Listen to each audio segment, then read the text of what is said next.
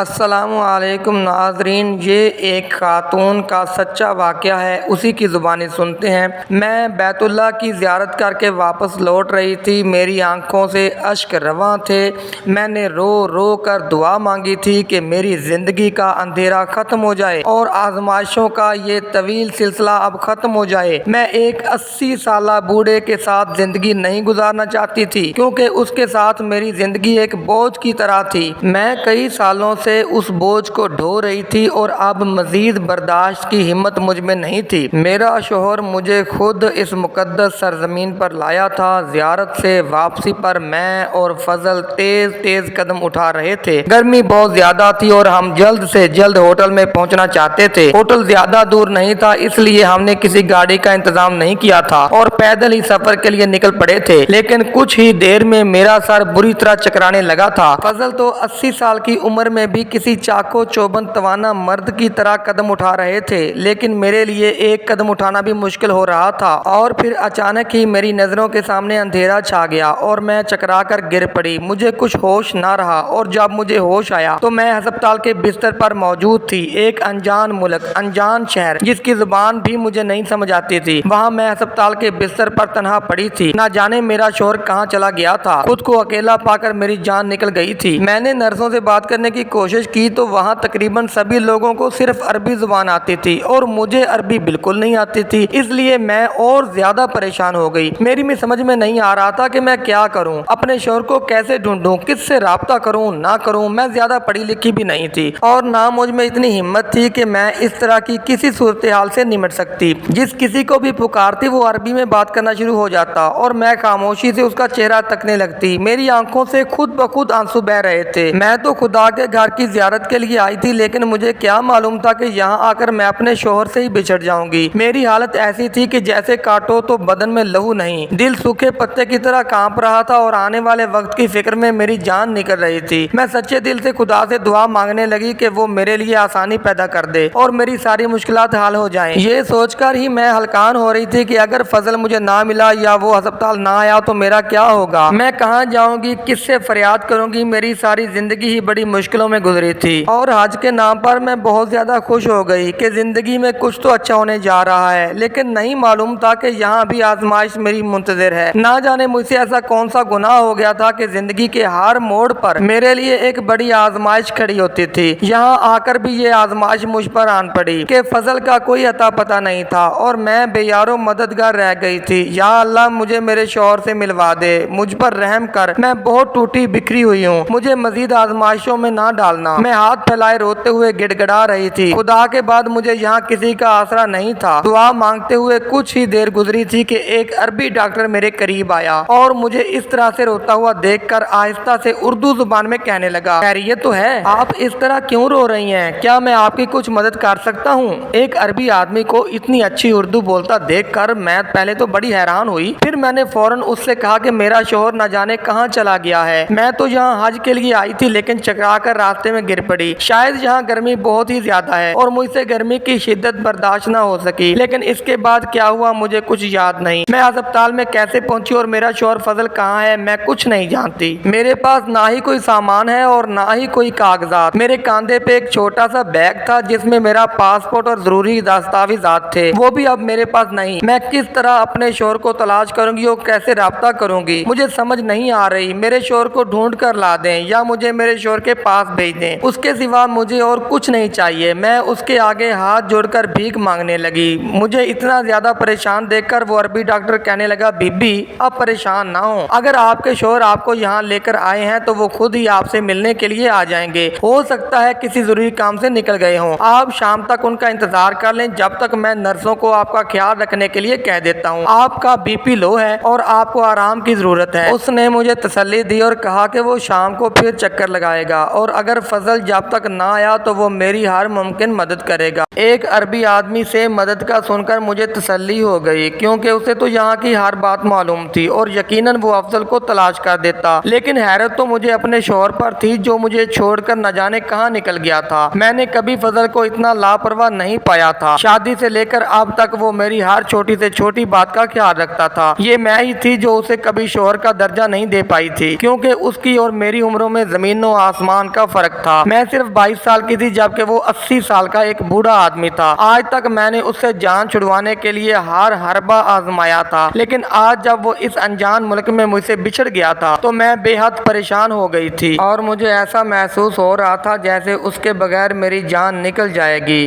کیونکہ وہ جیسا بھی تھا میرا شوہر میرا محافظ تھا۔ ہر گزرتے پل کے ساتھ میری بے بسی بے چینی بڑھتی چلی جا رہی تھی اور میری دعاؤں کی شدت میں اضافہ ہوتا چلا جا رہا تھا۔ اور ایسے ہی دوپہر سے شام ڈھل گئی لیکن فضل لوٹ کر نہ آیا۔ شام کو وہی عربی ڈاکٹر راؤنڈ پہ آیا تو مجھے پریشان دیکھ کر فضل کا پوچھنے لگا۔ میں نے روتے ہوئے اسے بتایا کہ میرے شوہر کا کوئی اتا پتہ نہیں ہے اور اب تو میری طبیعت بھی ٹھیک ہے، میں کب تک ہسپتال کے بستر پر پڑی رہوں گی۔ وہ کچھ سوچ کر کہنے لگا، آپ میرے ساتھ میرے گھر چلیں، میں آپ کا خیال رکھوں گا اور ساتھ ہی آپ کے شوہر کے بارے میں معلومات حاصل کرنے کی کوشش کروں گا تاکہ جلد سے جلد آپ کو ان کے پاس پہنچا دوں۔ اس عربی کی بات سن کر میں پریشان ہو گئی۔ جو بھی تھا وہ میرے لیے ایک غیر مرد تھا اور میں اس کے بھروسے کیسے اس کے گھر جا سکتی تھی، لیکن میرے پاس اور کوئی چارہ بھی نہیں تھا کیونکہ نہ ہی مجھے اپنے ہوٹل کا نام معلوم تھا اور نہ ہی فضل کا کوئی اتا پتہ تھا۔ مجھے اپنے آپ پر کچھ غصہ بھی آ رہا تھا کہ ایک انجان دیس میں آ کر میں ایک ہوٹل کا نام تک نہ یاد رکھ سکی۔ اگر مجھے ہوٹل کا نام ہی معلوم ہوتا تو وہ عربی ڈاکٹر مجھے کسی نہ کسی طرح اس ہوٹل تک پہنچا ہی دیتا۔ میرے سامنے ہی اس عربی ڈاکٹر مصباح نے اسپتال کے عملے کو ہدایات کی کہ اگر میرا شوہر مجھے ڈھونڈتا ہوا یہاں آئے تو وہ فوراً اس سے رابطہ کریں، اور مجھے لے کر وہ اپنے گھر چلا آیا۔ اس کا ایک بہت ہی شاندار اور خوبصورت عالیشان گھر تھا۔ اس نے ایک کمرہ کھول کر مجھے دیا اور کہنے لگا، آپ پریشان نہ ہوں، یہاں سکون سے رہیں، آپ کو کوئی تکلیف نہیں ہوگی۔ آپ اس وقت تک میری مہمان ہیں جب تک آپ کے شوہر فضل کی کوئی خبر نہیں مل جاتی۔ میں نے آنکھ بند کر کے اس عربی ڈاکٹر کی بات پر یقین کر لیا تھا۔ مجھے کیا معلوم تھا کہ اس دنیا میں کوئی بھی قابل بھروسہ نہیں رہا۔ وہ عربی مجھے چھوڑ کر جانے کہاں چلا گیا تھا۔ میں خاموشی سے اس کمرے میں بیٹھ گئی۔ میرا دل خون کے آنسو رو رہا تھا۔ یہ دن بھی مجھے دیکھنا تھا کہ جب میں اپنے ہی شوہر کو کھو بیٹھی۔ تھوڑی دیر بعد میں نے وضو کیا، جائے نماز بچھائی اور خدا کے آگے پیش ہو گئی۔ کل تک میں جس شخص سے جان چھڑوانے کی دعائیں مانگا کرتی تھی آج اس سے ملنے کی دعا مانگ رہی تھی۔ قسمت بھی کیا عجیب چیز ہے، مجھے کہاں سے کہاں پہنچا دیا تھا اور آگے جو میرے ساتھ ہونے والا تھا وہ تو میری توقعات سے بالکل ہی برعکس تھا۔ میں صرف 15 سال کی تھی جب میری اماں کا انتقال ہو گیا تھا۔ اماں کے مرنے کے بعد میری پھپھو نے میرا جینا مشکل کر دیا تھا۔ دراصل ان کا بیٹا مجھے پسند کرتا تھا اور وہ مجھ سے جان چھڑوانا چاہتی تھی، اس لیے انہوں نے ابا کے آگے ہمیشہ میری کردار کشی کی اور ابا کو یہی بتایا کہ میں ابا کے کام پر جانے کے بعد محلے کے لڑکوں سے چکر چلواتی ہوں، اور ہر گزرتے دن کے ساتھ میرا ابا مجھ سے دور ہوتا چلا گیا، یہاں تک کہ وہ میری شکل تک دیکھنا بھی پسند نہیں کرتا تھا۔ میں ابا کو لاکھ یقین دلانے کی کوشش کرتی کہ میرا کسی کے ساتھ کوئی چکر وکر نہیں ہے اور نہ ہی میں کوئی آوارہ مزاج لڑکی ہوں، لیکن ابا کو مجھ سے کہیں زیادہ اپنی بہن کی باتوں پر بھروسہ تھا۔ میری اکلوتی پھپھو جو میری اماں کے مرنے کے بعد ہمارے گھر میں ہی قابض ہو کر بیٹھ گئی تھی، وہ تو چاہتی ہی یہی تھی کہ وہ کسی طرح مجھ سے جان چھڑوا لیں کہ ان کے بیٹے کی زندگی بھی بچ جائے اور ابا کی جائیداد بھی ان کے حصے میں آ جائے۔ اور پھر ایک دن انہوں نے ایسی چال چلی کہ سانپ بھی مر گیا اور لاٹھی بھی نہ ٹوٹی۔ پھپھو بازار جا رہی تھی اور جاتے جاتے انہوں نے گلی کے ایک آوارہ لڑکے کو یہ کہہ کر ہمارے گھر بھیج دیا کہ میں نے اسے کسی کام سے بلایا ہے۔ وہ لڑکا تو دوڑتا ہوا آیا کیونکہ میں خوبصورت بھی تھی اور جوان بھی۔ اسے کیا معلوم تھا کہ پھپھو نے کیسا جال بچھایا ہے۔ انہوں نے پیچھے سے نہ صرف ابا کو بلکہ اپنے بیٹے رامش کو بھی بھیج دیا اور ان دونوں کی نظر میں رنگے ہاتھوں پکڑی گئی، جبکہ میں تو خود بھی اس سارے قصے سے ناواقف تھی۔ میں بہت روئی، گڑ گڑائی، ابا اور رامش کو یقین دلانے کی کوشش کی کہ میرا اس لڑکے کے ساتھ کوئی تعلق نہیں ہے، لیکن پھپھو کی چال بہت ہی کامیاب نکلی تھی۔ میرے لاکھ رونے کے باوجود بھی ابا نے میری ایک نہ سنی اور پھپھو کے خالو سے زبردستی میرا نکاح پڑھوا دیا۔ یہ مشورہ بھی پھپھو نے ہی ان کو دیا تھا کہ اسے سزا کے طور پر ایک بوڑھے کے ساتھ رخصت کر دو تاکہ اسے پتہ چلے کہ باپ کی عزت کو روندنے کی سزا کیا ہوتی ہے۔ اور دیکھتے ہی دیکھتے میں ابا کے حکم پر 75 سالہ فضل دین کی دلہن بن گئی۔ رامش کی محبت کو دل میں لیے میں فضل کے ساتھ رخصت ہو گئی، لیکن دل سے اسے کبھی اپنا شوہر مان ہی نہ سکی، اور مانتی بھی کیسے، وہ تو میرے دادا کی عمر کا تھا۔ نہ جانے فضل کو کیا بتایا گیا تھا کہ اسے لگا کہ میں نے یہ شادی اپنی مرضی سے کی ہے، لیکن جب شادی کی رات میں نے اسے اس کے حقوق دینے سے واضح طور پر انکار کیا تو تب اسے پتا چلا کہ میں اس شادی پر خوش نہیں ہوں۔ میرا شوہر ایک اچھا انسان इंसान था उसने मेरे साथ कोई ज़बरदस्ती ना की, बल्कि मुझे मेरे हाल पे छोड़ दिया था। और ऐसे ही हम दोनों के दरमियान इतने सालों में भी कोई अज़दवाजी ताल्लुक़ ना बन सका था। मैं दिन रात दुआ मांगती थी कि किसी न किसी तरह फजल से मेरी जान छूट जाए। मेरे दिल में रामेश की मोहब्बत अब भी बाकी थी, अगरचे वो भी मुझे अब्बा की तरह बद किरदार मान बैठा था। उसने भी कभी पलटकर एक दफ़ा मुझे नहीं पूछा था। मैं रामेश से ऐसे सलूक की उम्मीद नहीं करती थी। वो जो दिन रात मोहब्बत के वादे किया करता था वो पल भर में पराया हो गया था। मेरी शादी के 5 साल बाद भी मैं बिल्कुल कंवारी थी और मैंने कभी फजल को अपने करीब नहीं आने दिया था। फिर एक दिन फजल कहने लगा कि वो हज करना चाहता है और मुझे भी अपने साथ हज पे ले जाना चाहता है। हज के नाम पर मैं बहुत ज्यादा खुश हो गई थी। मैंने सोचा था कि मैं खुदा के घर जाकर फरियाद करूंगी तो हो सकता है कि मेरे दिन फिर जाएं, मेरी जिंदगी संवर जाए और फजल से मेरी जान छूट जाए। लेकिन यहाँ आकर मैं जिस तरह फजल से बिछड़ी थी, अब तो मैं दीवानों की तरह उससे ही मिलने की दुआ मांग रही थी। और ना ही मेरे पास कोई ID कार्ड था, ना ही पासपोर्ट, ना ही मुझे होटल का पता मालूम था और ना ही यहाँ की जुबान आती थी। मैं पूरी तरह फंस चुकी थी और अब उस अरबी डॉक्टर के रहमो करम पर थी। मुझे यकीन था कि वो मेरी मदद जरूर करेगा, लेकिन रात होने को आई थी, वो अरबी डॉक्टर मेरे पास ही नहीं आया था। वो सारी रात मैंने यहाँ से वहाँ टहलते गुजारी थी। नींद मेरी आंखों से कोसों दूर थी। वो अरबी तो सारी रात घर में मौजूद ही नहीं था और फिर सुबह के वक्त जब वो अरबी घर आया तो उसने मुझे बताया कि उसकी अस्पताल में नाइट ड्यूटी थी और वहीं वो इंतजार कर रहा था कि शायद मेरा शोहर ढूंढता हुआ चला आए। लेकिन मेरा शोहर नहीं आया और उसकी बात सुनकर मैं दोबारा से रोने लगी। तो वो अरबी मुझे यकीन दिलाने लगा कि वो हर मुमकिन कोशिश करेगा और मेरे शोहर को ढूंढ निकालेगा। दिन तेजी से गुजर रहे थे और मुझे उस अरबी मर्द के घर आए हुए 5 दिन हो चुके थे। अब तो मैं उस घर के दरो दीवार से भी मानूस हो चुकी थी। जब भी मैं परेशान होने लगती और उस अरबी से अपने शोहर के बारे में सवाल करती तो वो मुझे यही तसल्ली देता था कि वो मेरे शोहर को तलाश कर रहा है और जल्द ही अपने मकसद में कामयाब हो जाएगा। लेकिन मुझे समझ नहीं आ रही थी कि ये कैसी तलाश थी जो खत्म नहीं हो रही थी। क्या पाकिस्तानी हाजियों में मेरे शोहर को तलाश करना इतना मुश्किल काम था?